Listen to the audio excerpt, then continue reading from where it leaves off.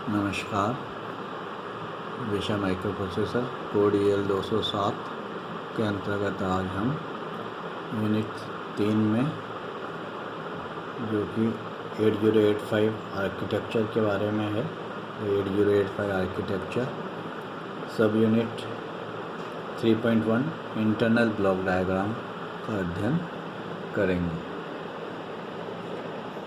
जैसा कि आप यहाँ देख रहे हैं, इस इंटरनल ब्लॉक डायग्राम में ऊपर का जो ब्लॉक है ये इंटरप्ट कंट्रोल है। माइक्रो प्रोसेसर्स में हम कई सारे इंटरप्ट सिग्नल्स अप्लाई करते हैं, तो उसके लिए ब्लॉक बनाया गया है। जो इंटरप्ट आते हैं वो इसी ब्लॉक के थ्रू माइक्रो प्रोसेसर तक पहुंचते हैं। फर्स्ट जो है यहाँ इंटरप्ट INTR सिग्नल है, ये नॉर्मल इंटरप्ट को बताता है। सेकंड जो यहाँ देख रहे हैं ये इंटरप्ट एक्नॉलेजमेंट है, INTA इंटरप्ट एक्नॉलेजमेंट, यानी कि जब माइक्रो प्रोसेसर इंटरप्ट एक्सेप्ट कर लेता है तो ये उसका एक्नॉलेजमेंट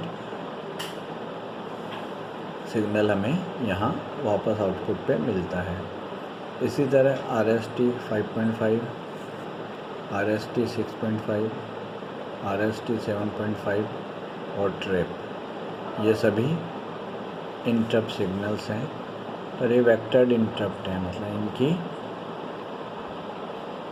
जहाँ इन्हें जाना है वो पहले से ही जगह फिक्स है, लोकेशन इनकी फिक्स होती है। जहाँ इनसे संबंधित कार्य किया जाना है तो उसका एड्रेस यहाँ फिक्स होता है, तो ये वेक्टर्ड इंटरप्ट कहलाते हैं। इन सभी इंटरप्ट की अपनी प्रायोरिटी होती है, जिसमें ट्रैप इंटरप्ट की प्रायोरिटी हाईएस्ट होती है, उसके बाद RST 7.5 की, फिर RST 6.5 की, फिर RST 5.5 की, और सबसे लोवेस्ट जो प्रायोरिटी होती है वो INTR की है। ये सभी इंटरप्ट सिग्नल्स इस इंटरनल 8-बिट डेटा बस से होते हुए आगे एग्जीक्यूट होने के लिए जाते हैं। ये इंटरनल 8-बिट डेटा बस है। मोटी लाइन जो बताई गई है ये 8 लाइनों का एक कॉम्बिनेशन है, इसलिए इसे बड़ा बताया गया है। ये दोनों तरफ एरो के निशान बताते हैं कि बाई डायरेक्शनल कम्युनिकेशन है, यानी डेटा इधर से भी आ सकते हैं, डेटा वापस इधर से भी जा सकते हैं। इसी तरह ये दूसरा ब्लॉक जो आप यहाँ देख रहे हैं सीरियल इनपुट आउटपुट कंट्रोल है। ये जो ब्लॉक है serial input output control block है। जब हमें सीरियल डेटा लेने माइक्रो प्रोसेसर में देने होते हैं, माइक्रो प्रोसेसर से बाहर लेने होते हैं, उसके लिए 2 पिन है, SID सीरियल इनपुट डेटा और SOD सीरियल आउटपुट डेटा। तो सीरियल डेटा का कम्युनिकेशन इस पोर्ट के द्वारा किया जाता है। इसके बाद आप यहाँ इधर देखेंगे इस 8-बिट इंटरनल डेटा बस के बाद यहाँ से जो डेटा फर्दर ये जो ब्लॉक है एक्यूमुलेटर का है। इस डेटा बस से जो डेटा एक्यूमुलेटर में आते हैं तो ये बाई डायरेक्शनल है, यहाँ से आ भी सकते हैं, यहाँ से जा भी सकते हैं। नेक्स्ट टेम्परेरी रजिस्टर है, ये यूनी डायरेक्शनल है। इंटरनल डेटा बस से यहाँ डेटा आते हैं। एक्यूमुलेटर और टेम्परेरी रजिस्टर्स के डेटा अरिथमेटिक लॉजिक यूनिट, जिसको कि हम ALU कहते हैं, इसमें आते हैं। यहाँ सारे आपके अरिथमेटिक और लॉजिकल फंक्शंस परफॉर्म होते हैं। इन रिजल्ट्स की कंडीशंस के अकॉर्डिंग ये जो फ्लैग्स हैं, एक ये 8-बिट फ्लैग रजिस्टर है, इसमें 5 एक्टिव फ्लैग होते हैं।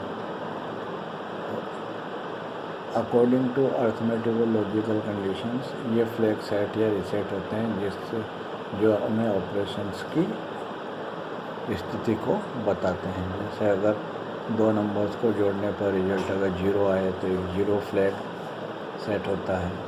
अगर साइन मैग्नीट्यूड पे आप ऑपरेट कर रहे हैं तो रिजल्ट का साइन क्या है तो उसके अकॉर्डिंग साइन फ्लैग सेट होता है। पैरिटी क्या है उसके अकॉर्डिंग पैरिटी फ्लैग सेट होता है। कैरी, अगर एडिशन से कैरी अगर किसी अरिथमेटिक ऑपरेशन से कैरी जनरेट होती है तो कैरी फ्लैग होता है। इस तरह अलग अलग ये जो फ्लैग की कंडीशंस को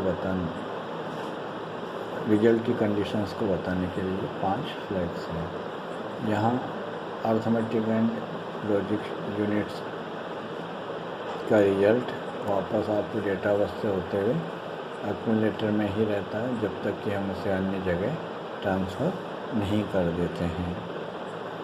इसके बाद का जो आपका यहाँ इधर सेक्शन देखेंगे, ये एक इंस्ट्रक्शन रजिस्टर है। ये भी 8 बिट होता है।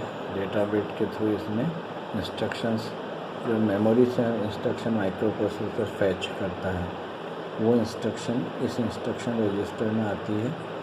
और इस इंस्ट्रक्शन रजिस्टर में आने के बाद वो इसके जो next block of instruction decoder and machine cycle encoding instructions को डिकोड करता है और उसको कंप्यूटर द्वारा रीडेबल मशीन साइकिल्स में वो एनकोड होती है। उसके बाद वो इधर आगे टाइमिंग एंड कंट्रोल सर्किटरी में जाती है और उसके अकॉर्डिंग क्या फंक्शन परफॉर्म किया जाना है। तो जो जो फंक्शंस परफॉर्म होने हैं उनके लिए जो यूनिट्स काम में आएंगी, टाइमिंग एंड कंट्रोल सिग्नल उनको प्रॉपर सिग्नल ट्रांसफ़र करता है। नेक्स्ट ये जो ब्लॉक आप देखेंगे, ये पूरा रजिस्टर एरे ब्लॉक है। रजिस्टर एरे यानी कि रजिस्टर्स का ग्रुप है। इन रजिस्टर्स को यहाँ एक मल्टीप्लेक्सर है, जैसा आप जानते हैं मल्टीप्लेक्सर मैनी टू 1, तो इसका किस समय किसका कम्युनिकेशन हो रहा है वो मल्टीप्लेक्सर के द्वारा पर्टिकुलर रजिस्टर या ग्रुप ऑफ रजिस्टर सेलेक्ट होते हैं। ये जो रजिस्टर्स हैं ये WZ, BC, DE, HL, ये जो रजिस्टर्स हैं ये टेम्परेरी रजिस्टर्स हैं। तो ड्यूरिंग एग्जीक्यूशन ऑफ प्रोग्राम, जब प्रोग्राम एग्जीक्यूट हो रहा है उस समय टेम्परेरी डेटा को स्टोर करने के काम में आते हैं। ये इंडिविजुअल भी काम में आ सकते हैं और ग्रुप में भी काम में आ सकते हैं। जैसे B के साथ C का ग्रुप है, yes BC DE HL, user इसको इंस्ट्रक्शन के द्वारा एक्सेस कर सकता है। ये इंडिविजुअल भी काम आ सकते हैं। B के साथ C as A 16 bit pair भी बना सकता है। इंडिविजुअली ये 8 बिट के हैं, पेयर बनाते हैं तो 16 बिट डेटा स्टोर कर सकते हैं। BC DE HL यही पेयर बन सकते हैं। इन डेजिग्नेटेड पेयर्स हैं। WZ इंटरनल रजिस्टर है जो टेम्परेरी डेटा स्टोर करता है, यूजर को एक्सेसिबल नहीं होता है। इसी तरह स्टैक पॉइंटर, एक पर्टिकुलर मेमोरी होती है जिसको स्टैक मेमोरी कहते हैं, इसका एड्रेस स्टैक पॉइंटर में रहता है। इसी तरह प्रोग्राम काउंटर है, तो जो भी आप प्रोग्राम स्टोर करते हैं उसका स्टार्टिंग एड्रेस इस प्रोग्राम काउंटर में रहता है। ये दोनों ही 16 बिट रजिस्टर्स हैं। इंक्रीमेंटेड डिक्रीमेंटेड एड्रेस लैच, एड्रेस और डेटा को सेपरेट करने के लिए हम एड्रेस को अलग से सेपरेटली लैच कर देते हैं ताकि वही जो बसेज हैं, लाइंस हैं, वो सेम डेटा और एड्रेस को लाने ले जाने का काम करती हैं। तो इनिशियली उन पर एड्रेस रहता है, बाद में वो डेटा को लाने ले जाने का काम करती हैं।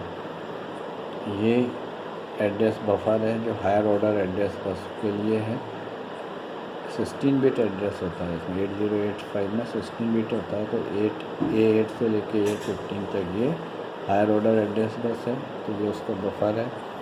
इसी तरह डेटा एड्रेस बफर, ये लोअर जो 8 बिट हैं वो डेटा के लिए कभी काम में आती हैं लाइन, और एड्रेस के लिए भी काम में आती हैं। इनिशियली उन पर एड्रेस फाइंड आउट करने के लिए, मेमोरी की एड्रेस लोकेशन पता करने के लिए हम काम में लेते हैं। बाद में इन्हीं लाइनों पर डेटा भी लाने का काम किया जाता है। तो ये AD0 से AD7 तक multiplex address oblique data bus है। तो ये एड्रेस ऑब्लिक डेटा बस, ये इसका कम्युनिकेशंस है इंटरनल डेटा बस के साथ कि यहाँ से हम डेटा आ जा सकता है।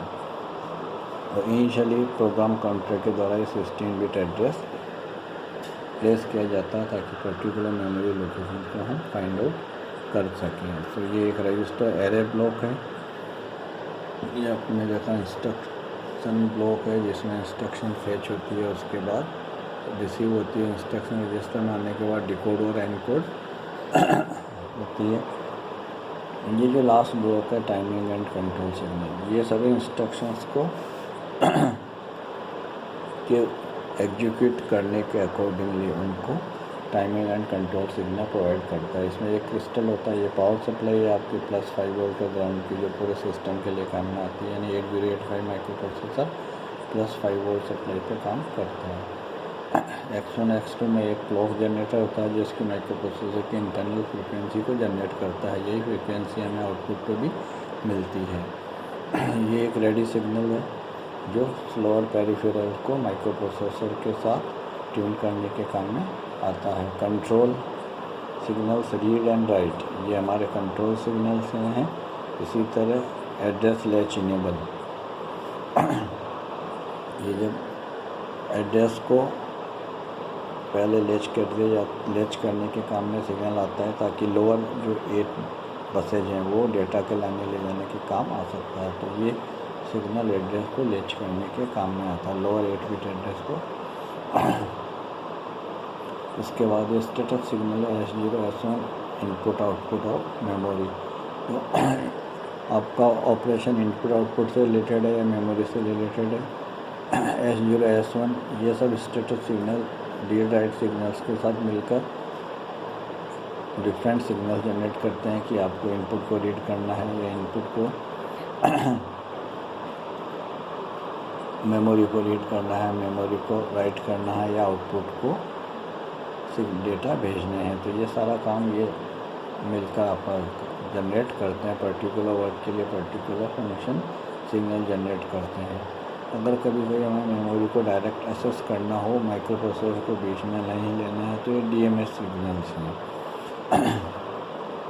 डायरेक्ट मेमोरी एक्सेस सिग्नल्स हैं। तो ये होल्ड सिग्नल्स माइक्रो प्रोसेसर का रोल हटा देता है और डायरेक्ट इनपुट आउटपुट मेमोरी से एक्सेस हो सकते हैं। ये होल्ड का एक्नॉलेजमेंट है। अगर आपको सिस्टम को वापस स्टार्टिंग पोजीशन पर जाना है तो ये कि रीसेट सिग्नल्स काम में लिया जाता है, रीसेट इन। इसी तरह इसका रीसेट का आउटपुट हमें यहाँ पर मिलता है। तो इस तरह ये पूरा 8085 का इंटरनल ब्लॉक डायग्राम है जिसको हमने आज अध्ययन किया। थैंक्स।